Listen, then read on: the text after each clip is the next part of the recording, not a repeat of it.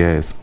Well, in the meantime, 73 countries have warned that they're at the risk of running out of anti-retroviral drugs as a result of COVID-19.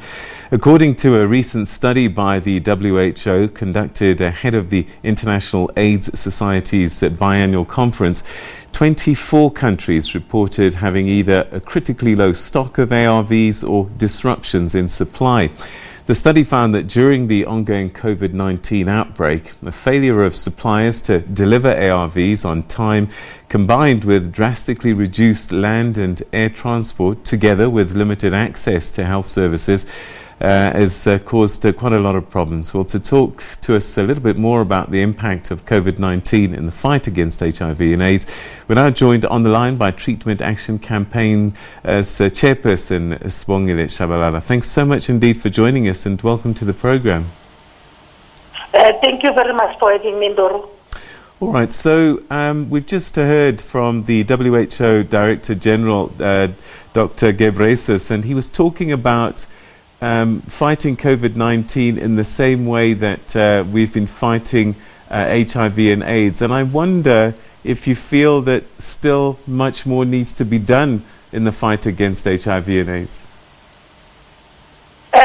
Honestly, Peter, there's a lot that needs to be done in the fight against HIV and AIDS.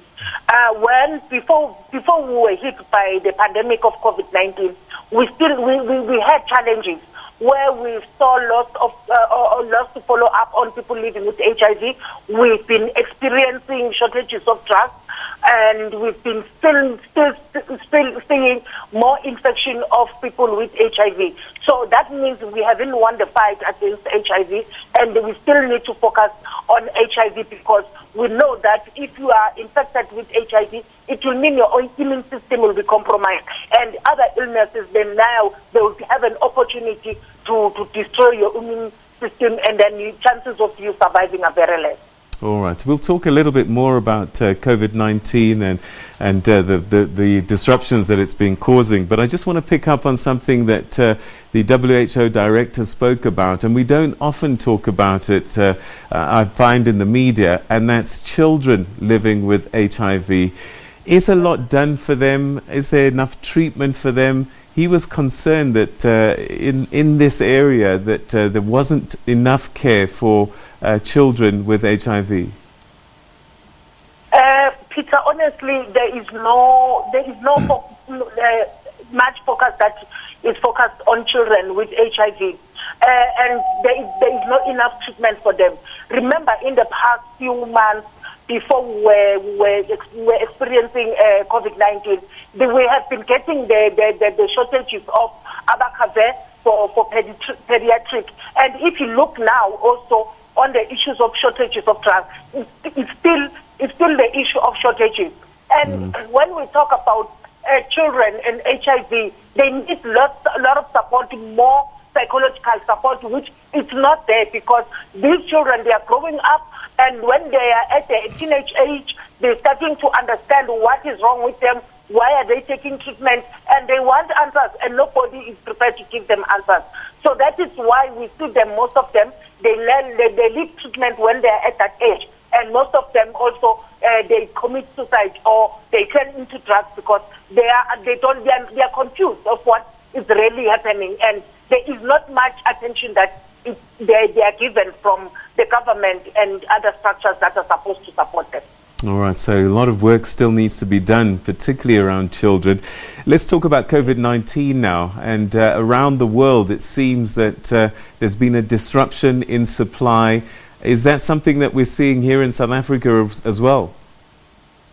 Yes, we've been experiencing it since the past few months as we were experiencing COVID-19 in the country, and we are worried as people living with HIV to say now that we will have a global challenge, what will really happen? We've been seeing people being switched to TLD without preparedness, and people, they don't understand the new treatment, and they are switched because the TEE, the equivalent treatment that we've been taking, the government hasn't ordered enough, and now they don't know what to do. And also we have seen clinic closure where people living with HIV, they can't access their treatment. We have experienced people locked down in in other provinces where they are not working, where they can't access their treatment, and we had to advocate for them to access their treatment. So we have a communication that was communicated earlier when we were experiencing COVID-19 to say we need to avoid clinics. Now people are avoiding clinics and they're not collecting their treatment. Now we come back and say people are not collecting their treatment. So the miscommunication that is happening also affects people living with HIV more. All right, so some people are scared to go and collect their treatments, some having been told not to go. So has the message gone out there that people should go back and get their treatments? Yes, as civil society, we keep on telling people to go and collect their treatment, and we've been urging the government to say, can they please make sure that the pickup point for communities or people living with chronic diseases are nearer to their homes so that they can be able to access treatment earlier and we in time. And also we've been asking government to say they should at least ask the community healthcare workers to deliver the treatment to people's houses, because people are scared now to go out since the communication with COVID-19 it's scary, and things to say, I'm living with HIV, I cannot expose myself to COVID, what should I do? People are confused. So we need to do more. The communication that is there, very minimum, so we need to do more. The government has to say it out loud in the social media, in media, to say people go and collect your treatment, and what are the measures that they will put in place to make sure that people they are not affected with COVID-19 while collecting their medication. All right, so where there's a shortage of supply, that's one thing, but when there is irregular supply, could multi-month dispensing help solve that problem? Yes, we think so, because since March, we've been writing to the Department of Health to say, can you please supply people at least with 6 months treatment? Because if the person has a 6 months treatment, then it will mean that the person will not be exposed to, will not have to go to the clinic to collect the medication or to a CCMD site for the next 6 months. And that will help to say more people, they have treatment, and then the government or then the healthcare workers, now they can be able to focus more on the cases of COVID-19. Unlike now, they have to focus on people living with HIV, focus on COVID-19, focus on everything. So that is too much for them. So if the people living with HIV, because they are stable on treatment, their viral load is suppressed, they can just be given their treatment and they sit at home and then they focus on the other things. All right, and then perhaps one final question. I think now more than ever, it's really important for people to know their status, because if they are HIV positive and their immune systems are already compromised, it is quite dangerous during COVID-19.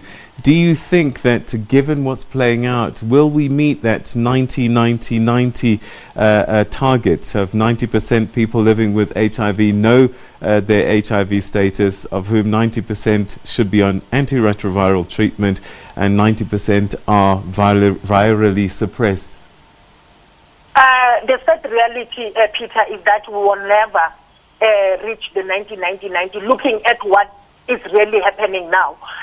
For instance, we've been seeing a decline of testing of people living with HIV or testing of HIV patients. So there's been a decline there.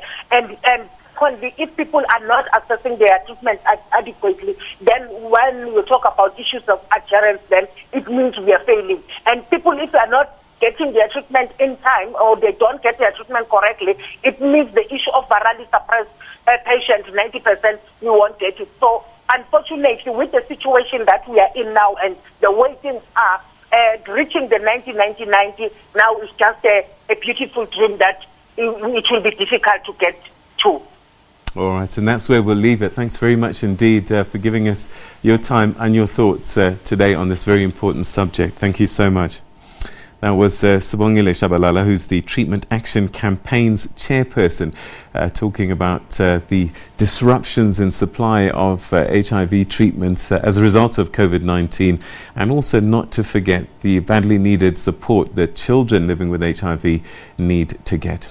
All right, let's go to the West.